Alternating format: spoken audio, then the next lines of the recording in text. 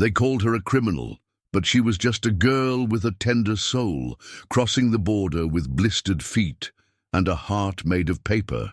No one could pronounce her name.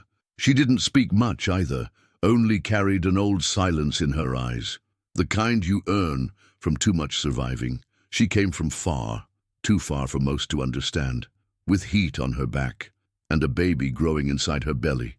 They said she was illegal, but they never asked what's more illegal, crossing into a country or being forced out of your life. She had no documents, no promises, just an old T-shirt soaked in sweat and hope, and a name she whispered like a prayer, Marisol. She slept on other women's shoulders, shivered through the desert nights, walked with cracked heels and a soul gone dry. But what was growing inside her was life, small, innocent, and almost ready. By the time she crossed the last fence, she didn't know if it was day or night, only that she was tired, and the baby was coming. He was born right there, behind a blue dumpster, in the dust. No loud cry, no doctors, no witnesses. She cut the cord with a rusty piece of metal, wrapped him in the only T-shirt she had left, and sang, soft and trembling, a lullaby her mother used to hum in the sugar fields. That night, she found shelter in the shadows of a small church on a nameless street corner, and there, under the wooden gaze of a cross, she did what no mother should ever have to do. She left the baby and walked away, not from lack of love, but because her love was too much, too deep. She knew the world was a cruel place for a child with no papers, no home, no rights. She knelt on the cracked sidewalk, kissed her baby's forehead, and prayed, God, be his mother now. Then she disappeared into the dark. At sunrise, a nun found the baby, eyes still closed, but breathing, strong. In the baby's pocket, a note, soaked in tears. Forgive me. Please care for him. One day, I'll return. If you've ever felt forgotten or blamed just for trying to survive, stay with me. This story wasn't born to be beautiful. It was born to be told. The next morning, Marisol was already 12 blocks away, her legs trembling, her shirt stained with blood and goodbye. She didn't look back, not once, because if she did, she'd never be able to keep walking. There are kinds of pain that don't scream, they whisper, and this one followed her like a ghost.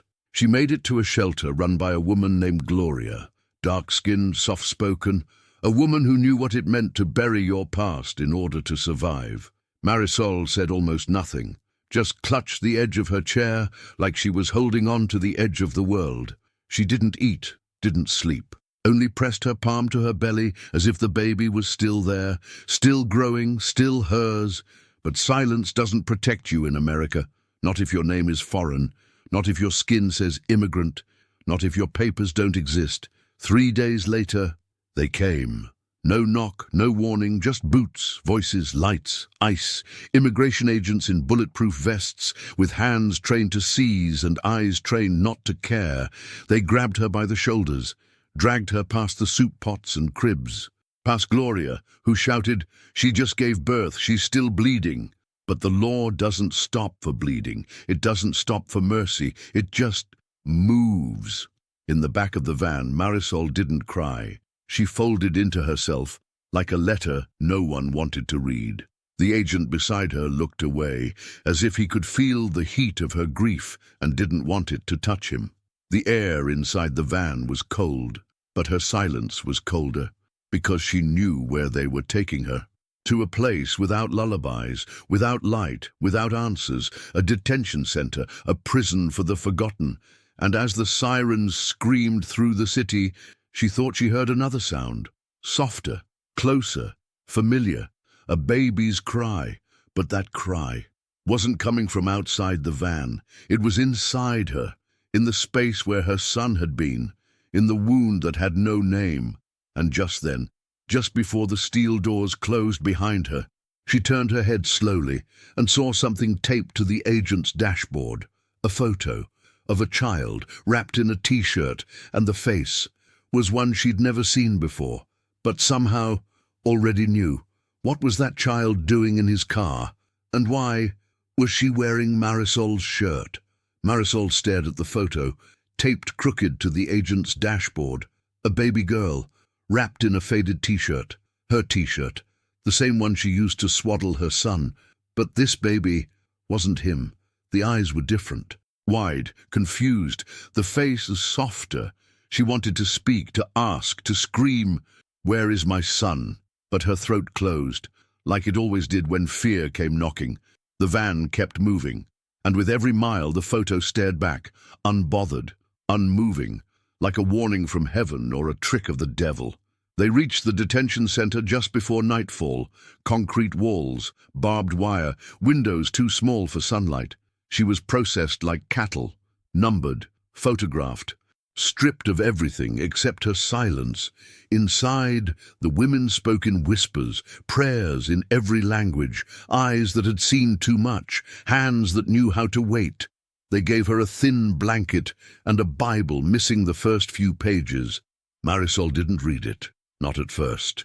She just held it, because it was the only thing left that hadn't tried to take something from her.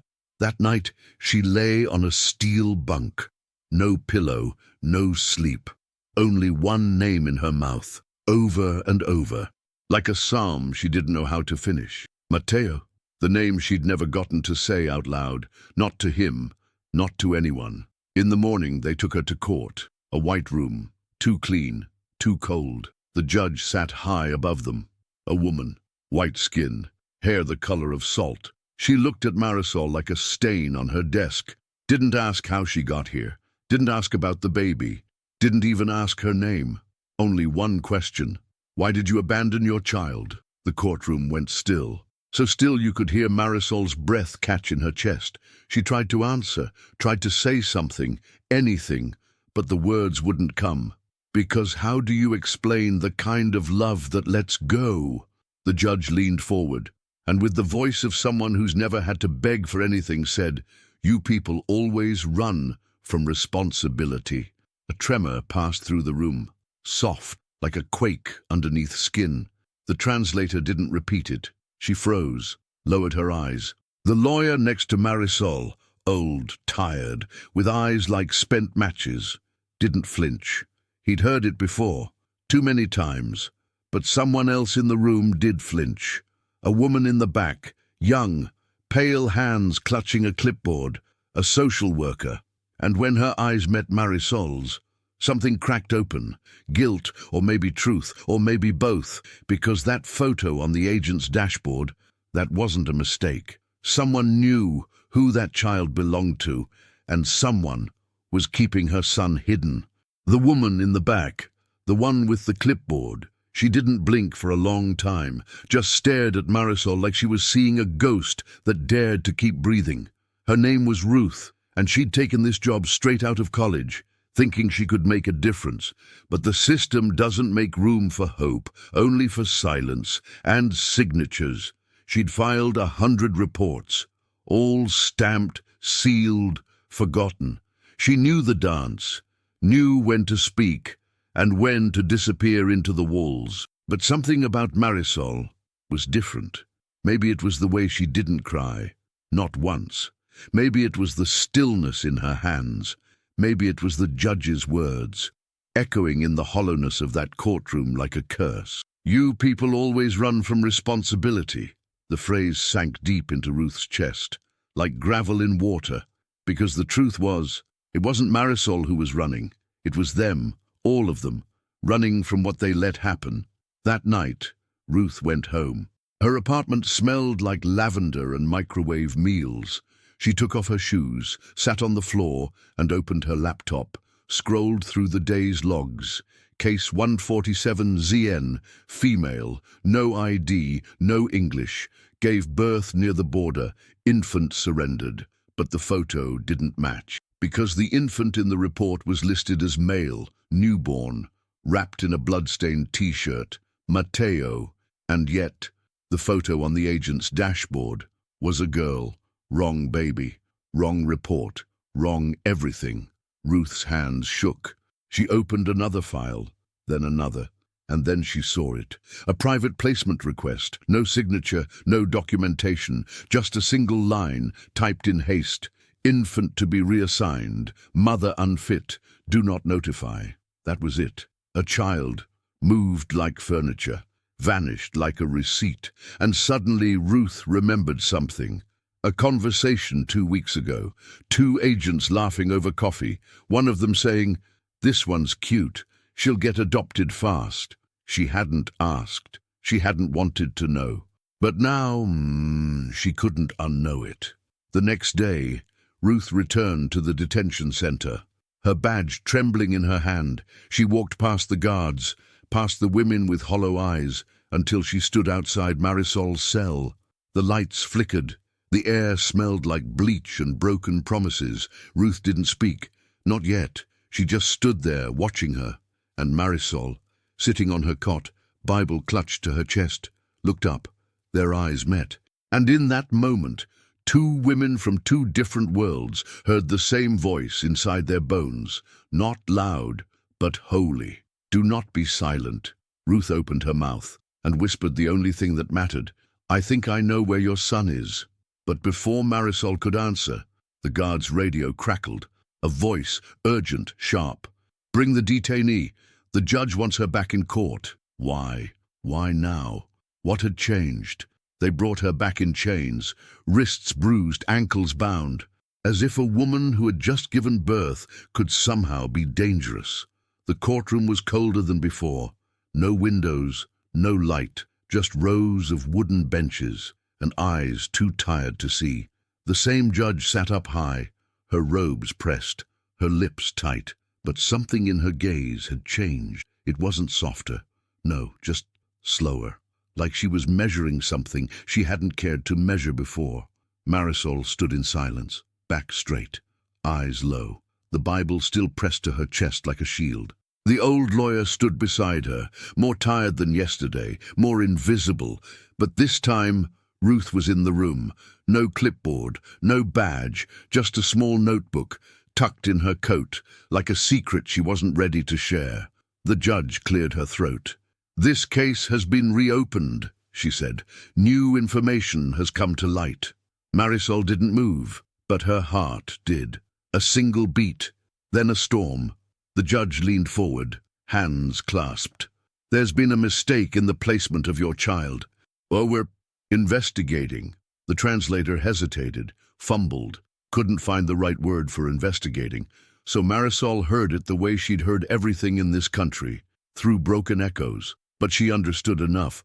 They lost her son, or worse, they gave him away. Her knees almost gave in, but she stood, because she remembered her prayer on that cracked sidewalk outside the church. "Be his mother now, God." And maybe God was answering. The judge kept speaking. "Until we resolve this, you'll remain in custody." Custody, the word tasted like rust, like being locked in a room while someone else rocked your child to sleep. Ruth's hands were sweating. She wanted to speak, to shout, to pull out the document she'd printed in the dark and lay it on the judge's desk like a burning coal. But she didn't, not yet, because she knew how fragile truth was in a place like this, how easily it could be dismissed, buried. She needed proof. Real proof, undeniable, so she left, quietly.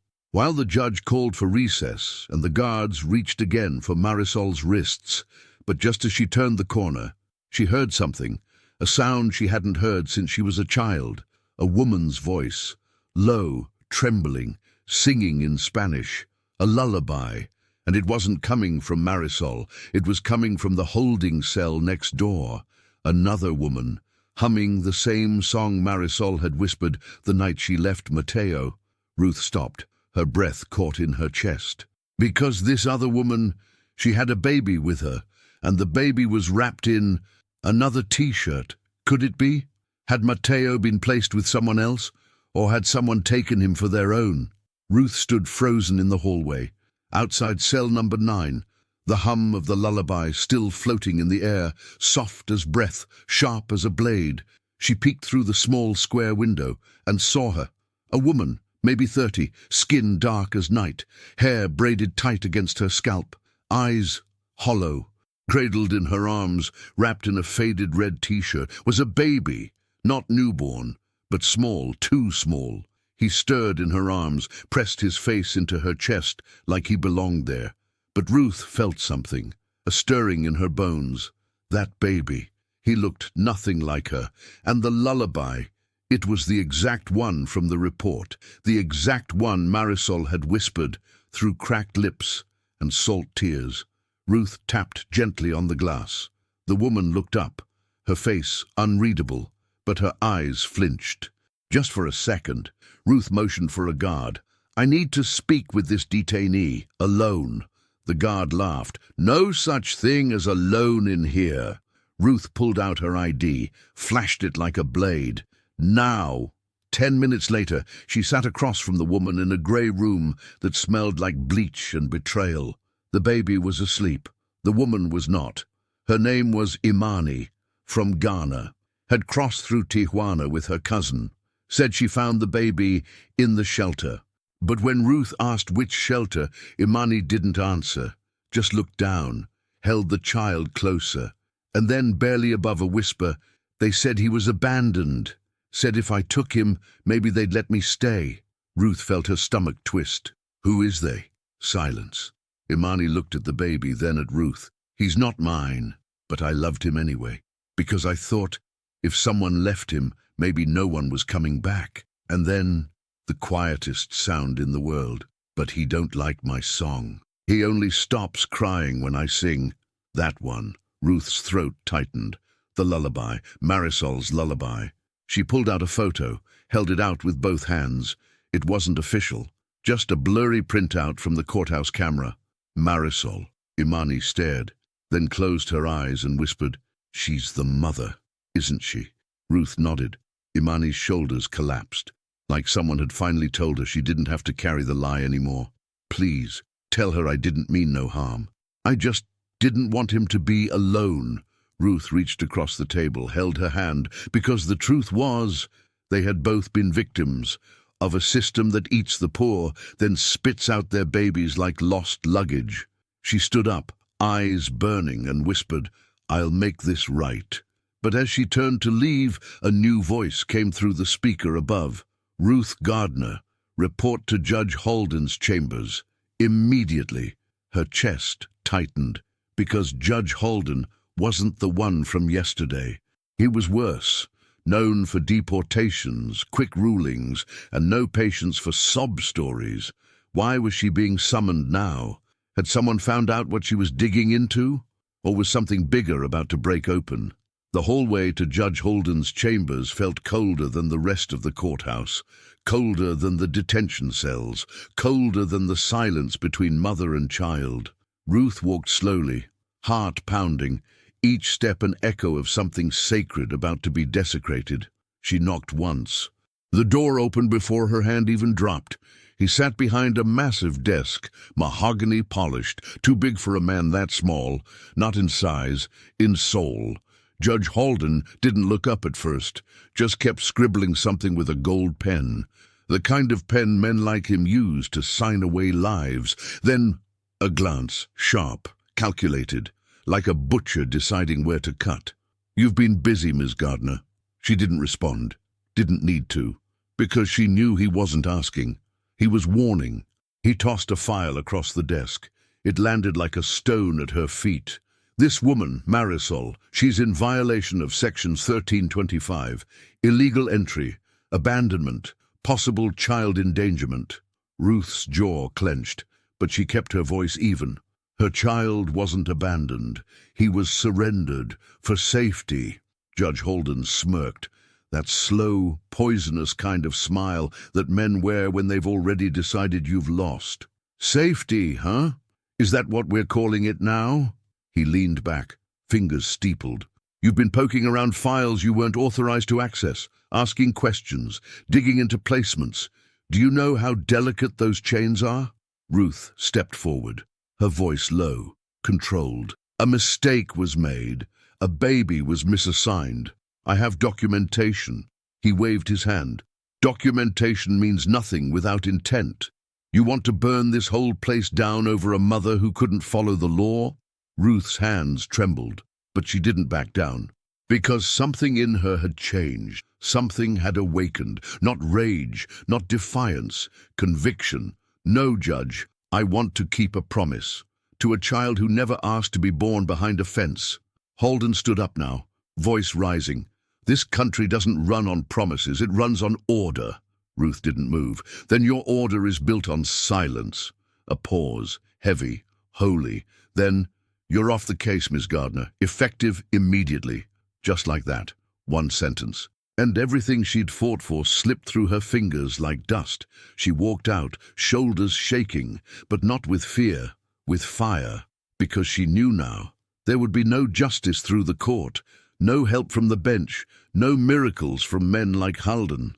If Marisol's story was going to be told, if Mateo was going to be found, it would have to be from the ground up, through prayer, through risk, through truth whispered loud enough to split the heavens. Ruth took out her phone, opened the folder she'd been hiding from everyone, and clicked record, her voice trembling but clear.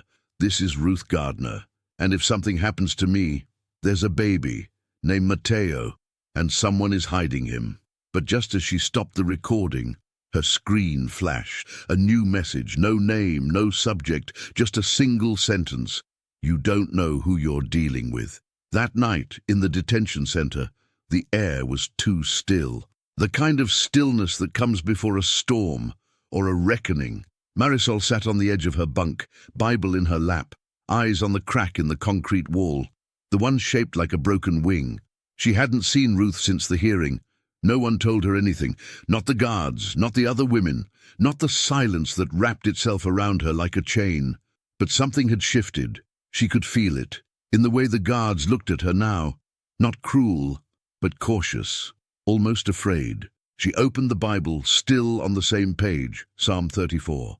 The Lord is close to the brokenhearted and saves those who are crushed in spirit. Her lips moved, but no sound came out, because sometimes the prayer doesn't need to be heard, only felt. Then, a whisper from the other side of the wall. Marisol! She froze, pressed her ear to the concrete. Marisol, it's me, Imani.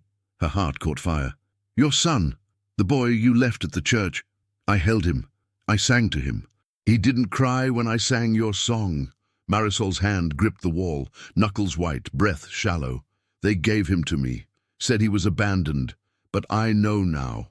He was never unwanted. Tears slipped down Marisol's face. Not loud, not desperate, but true. Imani's voice cracked. I think they're trying to take him again. Move him to another home. A private adoption. No papers. Marisol closed her eyes, pressed her forehead to the cold wall. She had no voice in the system. No lawyer who cared. No language that was listened to. But she had something else. Something they hadn't taken. Faith and fire and a name written in the palm of her hand. Mateo. Suddenly, footsteps, loud, fast, coming toward Imani's cell. She heard the door swing open, voices shouting, Get up, you're being transferred. No, please, he's just a baby. Don't move him again. The sound of struggle, a cry, not from Imani, from the child. Marisol stood, banged on the wall, screamed his name. Mateo, Mateo, mijo, I'm here. But the hallway swallowed her voice, and the guards didn't even turn. Then silence. A door slammed, and he was gone. Again. But this time, she was not the same woman, because now she knew the truth had legs, and somewhere out there a stranger had chosen to carry it for her. She fell to her knees, clutched the Bible tight, and whispered, Señor, you saw him. You see me. In the next cell, a woman began to sing, the same lullaby. But this time, it wasn't a song of goodbye. It was a song of war, because when they take a mother's child, they create something dangerous, something eternal. And just then, a folded piece of paper was slipped under Marisol's door. No envelope, no name, just 4 words. He is still alive. She stared at the paper on the floor. 4 words, written in shaky ink. No signature, no sender. He is still alive. Her fingers trembled as she picked it up, held it like a holy thing. Because in a place built to erase people, even a whisper of hope feels like a revolution. She pressed the note to her chest, closed her eyes, and saw his face. Not as she left him, but as she dreamed him, warm, whole, held. Outside the cell, the world moved like a machine. Steel doors, clipboards, voices that barked instead of spoke. But inside, a prayer was rising. She didn't eat that day, didn't speak, didn't blink much either. Her mind was building a path, a way forward. Somehow, she would reach him. But by nightfall, another message came, this time, not on paper. A guard she'd never seen before, tall, pale, hair too neat, stopped by her cell. Didn't speak, just slid a sealed envelope under the door and walked away. Marisol waited, listened, only silence. Then, slowly, she opened it. Inside, a photo of a baby, wrapped in a hospital blanket, face turned away, impossible to know, and a note, typed, cold. The child in this photo was placed in foster care last week. Due to your criminal status and past abandonment, your rights are terminated. Do not pursue this further. You have been noted for transfer. There was no name, no agency, no signature, just threat, just finality. Her vision blurred, hands clenched, because she knew now. They were trying to break her spirit, trying to turn her faith into ashes. But what they didn't know is that ashes can rise. She folded the paper carefully, placed it inside her Bible, next to Psalm 34. Then she stood up, walked to the door, and knocked, not to beg, not to plead, but to demand. A voice answered. What? She spoke slowly. I want to see Ruth. The guard laughed. She's gone. Reassigned. Didn't tell no one why. Marisol's heart dropped, then steadied, because if Ruth was gone, it meant she'd gotten too close, meant the fire was spreading. She turned around, sat on her cot, and began to write. Not a prayer, not a confession, a letter. To whoever would listen, to God, to Matteo, to every woman locked behind silence. Words spilled out like blood. She told it all. The desert, the church, the birth, the lullaby, the courtroom, the lie. She wrote until her fingers cramped, until her tears dried, until her soul felt lighter, then folded the letter, pressed it to her lips, and whispered, "Find him." But just as she laid it down, a shadow passed outside the door. Not a guard, not a nurse, someone else. And taped to the inside of the food tray slot, she saw something, a flash drive, clear plastic, no label. She grabbed it, held it in her hand like a burning coal. Was this the proof Ruth was chasing? The thing that got her pulled from the case?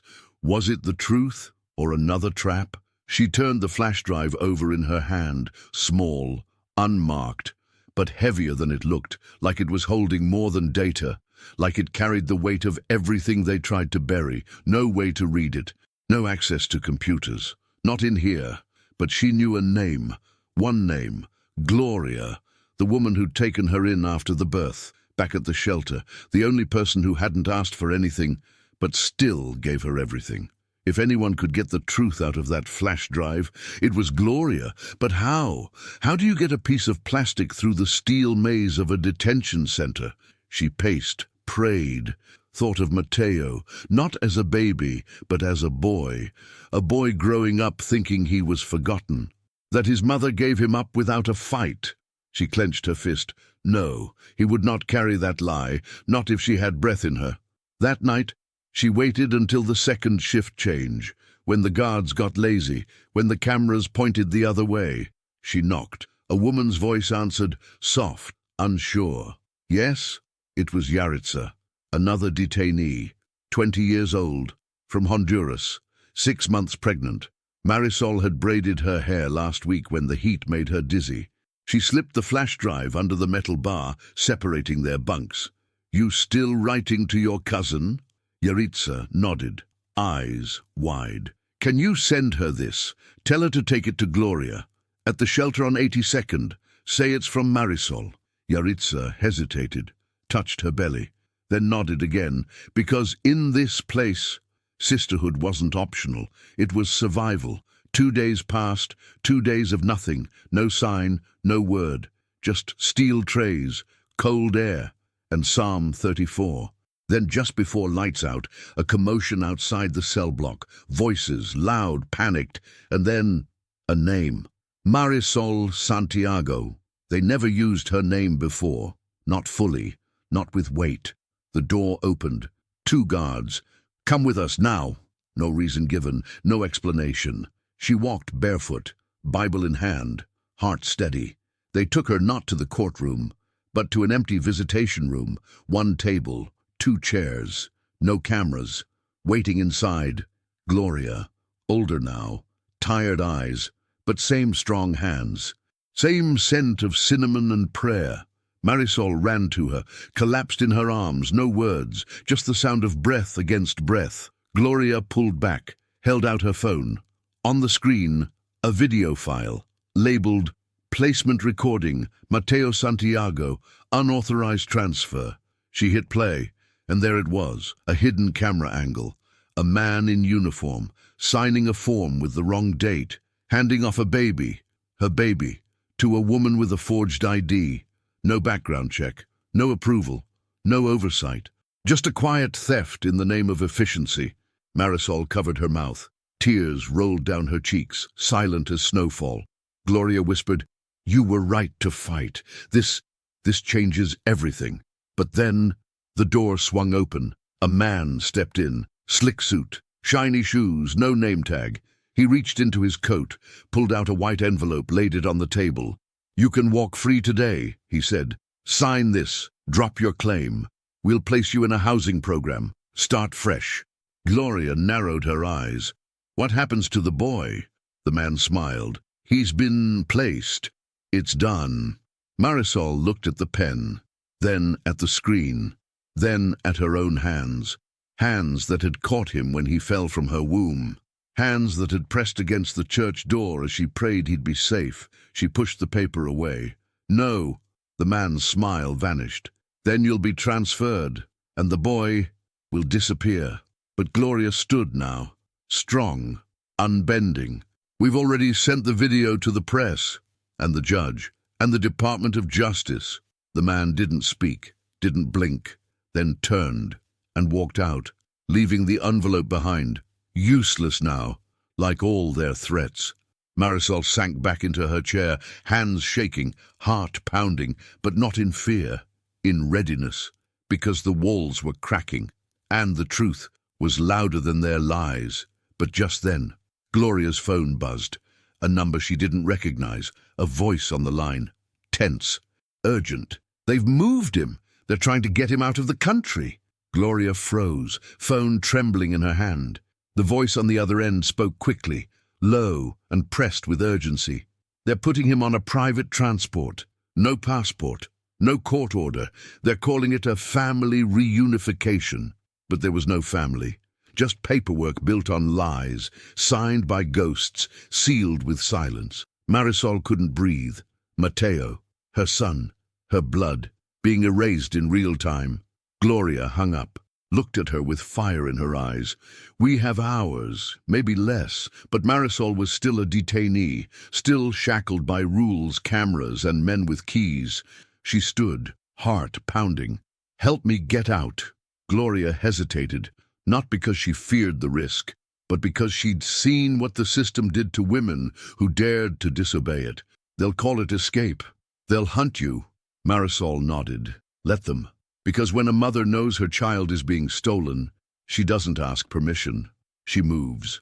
Gloria stepped forward, slipped something into her hand, a key, small, old, wrapped in thread. "It's for the laundry tunnel. They don't check it often. If you go after midnight, you have a chance."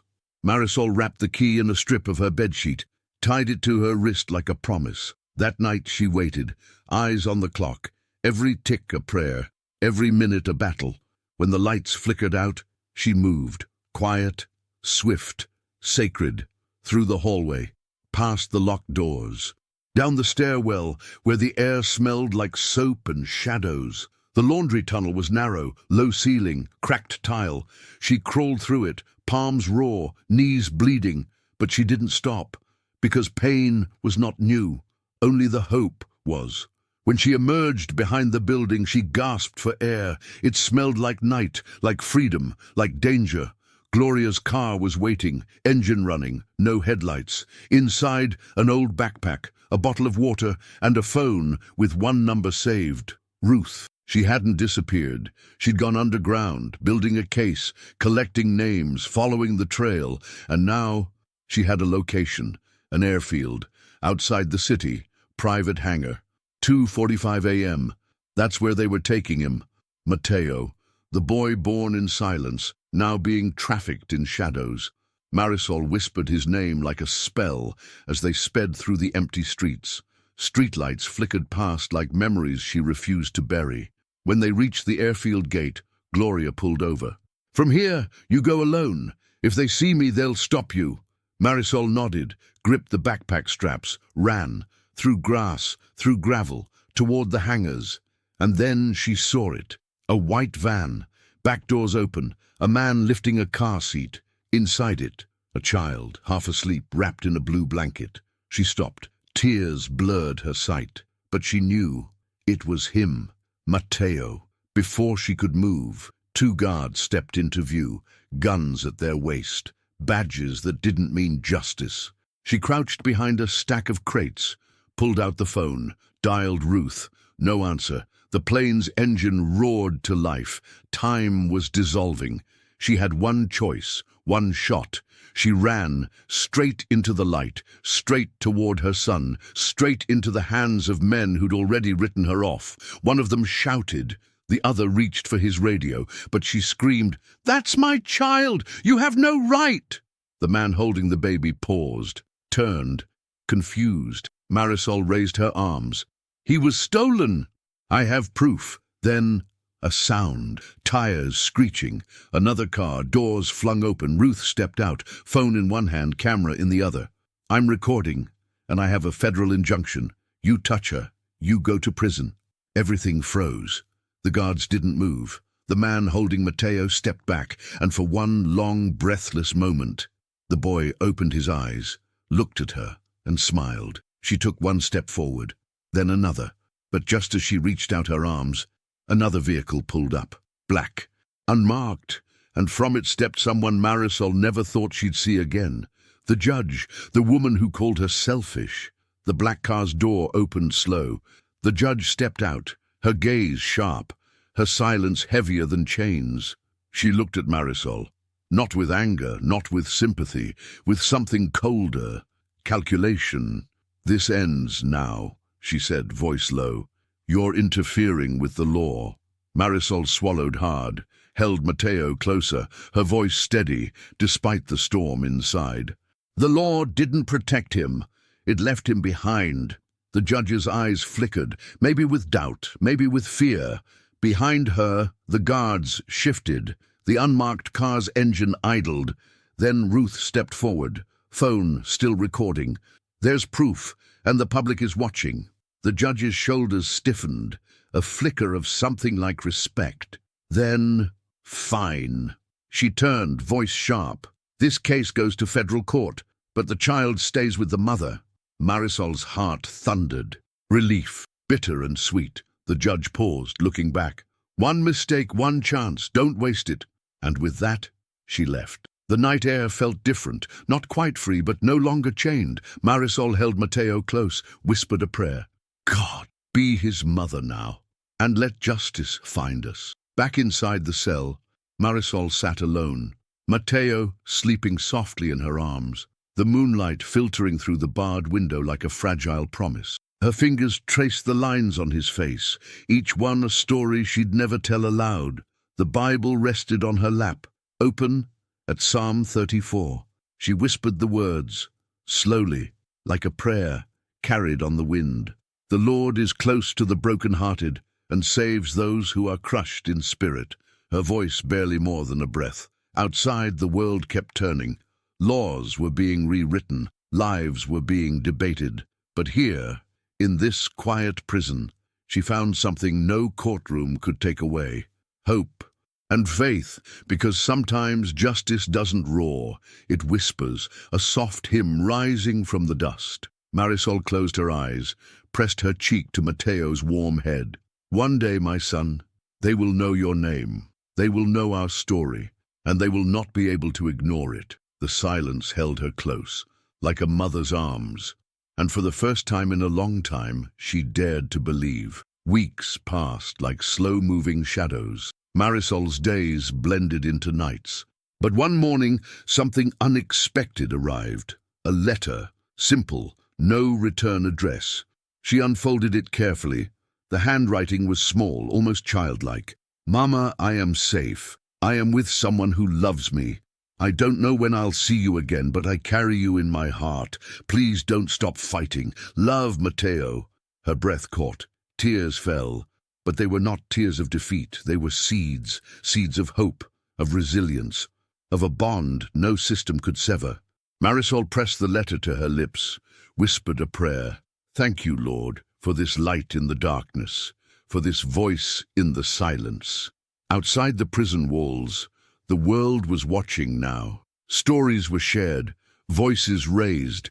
The judge's ruling had sparked more than freedom. It had sparked a movement, a reminder that even in the darkest places, the light of justice burns, fierce, unyielding, and Marisol, though still behind bars, was no longer alone, because her story had become a song, a prayer, a promise, and the world was finally listening. They locked her behind cold iron bars, thinking they could silence her voice. But her story, like a prayer whispered in the wind, found another way to fly. Through the pages of letters, through the eyes of strangers who dared to care, through the quiet faith of those who refused to forget. Marisol's fight was not just for freedom, it was for dignity, for hope, for a child left at a church door, and a mother who refused to be broken. Her wounds were deep, her journey long, but inside her chest, the heart made of paper became wings, and those wings carried her story across borders, across silence, across every wall built to keep her down, because truth cannot be caged, justice cannot be silenced, and love always finds a way. If this story touched something inside you, speak up, share it, carry it forward, because there are truths that do not shout, they whisper, until the world listens. Thank you for walking this path with me. May the quiet fighters find their voice. If this story moved you, leave a comment.